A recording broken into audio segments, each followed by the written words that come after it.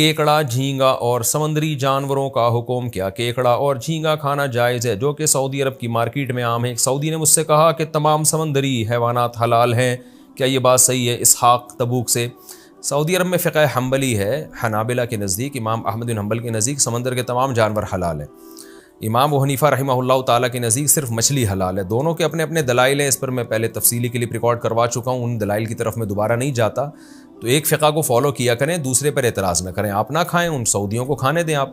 اور سعودی عرب میں بھی جو حنفی ہیں عرب وہ نہیں کھاتے، سعودی عرب میں حنفی عرب بھی بہت ہیں، شافی بھی بہت ہیں، مالکی بھی بہت ہیں، چاروں فقہ ہیں سعودی عرب میں۔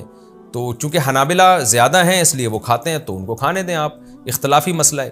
باقی امام حنیفہ کے دلائل کیا ہیں میں بہت دفعہ ریکارڈ کروا چکا ہوں۔ سب سے اہم ترین بات یہ کہ قرآن کہہ رہا ہے کہ مردار تم پر حرام کیا گیا نا، میتہ حرام ہے، تو اس سے مستثنیٰ حدیث میں صرف دو چیزوں کو کیا گیا ہے۔ نبی نے فرمایا احلت لنا میتتان، دو مردار ہمارے لیے حلال ہیں، السمک والجراد، ٹڈی اور مچھلی۔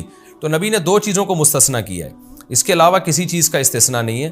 تو جتنے بھی سمندر کے مردار ہیں وہ اسی حرام میں ہی داخل ہوں گے، اور یہی وجہ ہے کہ کہیں بھی ہمیں نہیں ملتا کسی صحابی سے، تابعی سے، نبی سے کہ آپ نے مچھلی کے علاوہ سمندر کی کسی اور مخلوق کو کھایا ہو، کہیں بھی نہیں ملتا۔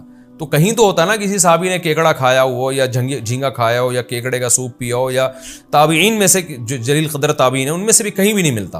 حالانکہ عرب تو تین طرف سے پانی میں ڈوبا ہوا ہے۔ تو اس میں امام حنیفہ کا موقف بہت مضبوط ہے۔ باقی جو قرآن کی آیت ہے تمہارے لیے سمندر کا شکار حلال ہے، تو یہ احرام کی پابندیوں کے بارے میں ہے کہ خشکی کا شکار حرام اور سمندر کا شکار احرام میں بھی جائز ہے۔ اس کا تعلق اس سے نہیں ہے کہ ہر چیز سمندر کی حلال ہے، اس پر میں بہرحال پہلے بھی ایک ریکارڈ کروا چکا ہوں۔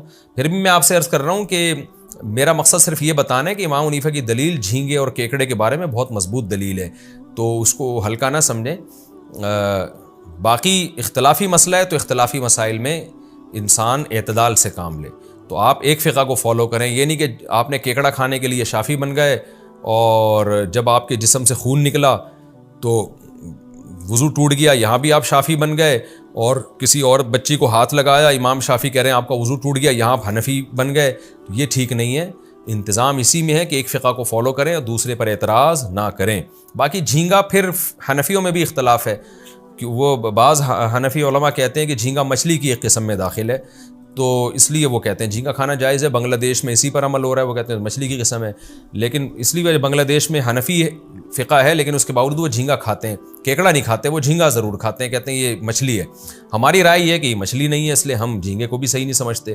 لیکن بہرحال پھر بھی میں نے بتایا اس میں شدت، جھینگے کے معاملے میں بہت زیادہ شدت اختیار نہ کریں۔ میں کبھی بھی نہیں کھاتا جھینگا، لیکن اگر میرے سامنے کوئی کھا رہا ہو تو میں اس کو روکتا بھی نہیں ہوں، تو کیونکہ جھینگے میں پھر اور مزید اختلاف ہے۔ تو احتیاط کریں کہ اتنی اللہ نے حلال چیزیں کھانے کو دی ہیں تو مشتبہات کی طرف جانے کی ضرورت کیا ہے آپ